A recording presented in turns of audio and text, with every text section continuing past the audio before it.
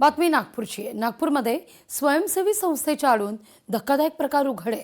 तरुणींशी गैरवर्तनासह धर्मांतरणाचा सक्तीचा प्रयत्न आहे। मानकापूर पोलिसांची ही कारवाई आहे।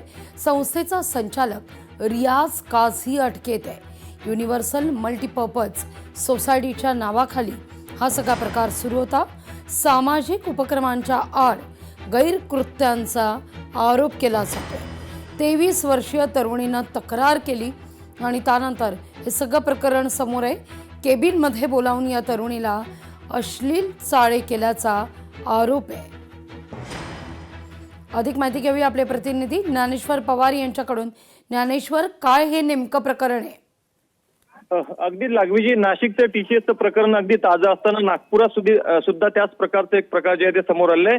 नागपूरच्या मानकापूर परिसरामधील एका स्वयंसेवी संस्थेच्या आड जे आहे ते एका तरुणीला गैरवर्तनासह धर्मांतर साठी जे आहे ते सक्तीचा प्रयत्न केल्याचा जे आहे ते आरोप केला जातो। या संबंधी जे आहे ते नागपूरच्या मानकापूर पोलिसांमध्ये त्या तरुणींनी तक्रार देखील दाखल केली आहे आणि यामधील जो संचालक आहे रियाज काझी याला सध्याला पोलिसांनी अटक देखील केली आहे। त्याला 23 तारखेपर्यंत जे आहे ते पोलीस कोठडी देखील सुनावण्यात आलेली आहे। मात्र एकूणच हा जो प्रकार आहे अत्यंत धक्कादायक असा प्रकार आहे। या तरुणीला जे आहे ते कॅबिनमध्ये बोलून सीसीटीव्ही कॅमेरे बंद करून वारंवार गैरवर्तन केलं जात होतं आणि तरुणीला जे आहे ते चुकीच्या हेतूने स्पर्श केल्याचा आरोप जे आहे ते तक्रारीमध्ये या तरुणीने केले आहे।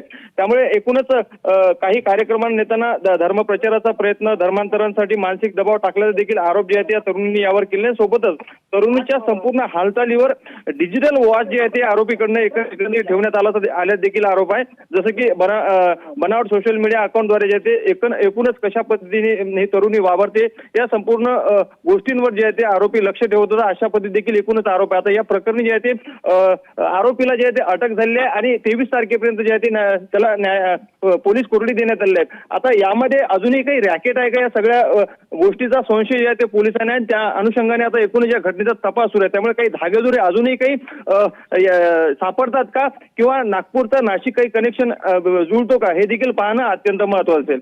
लागवीजी अगदी ज्ञानेश्वर, धन्यवाद तुम्ही दिलेल्या सविस्तर माहिती करता।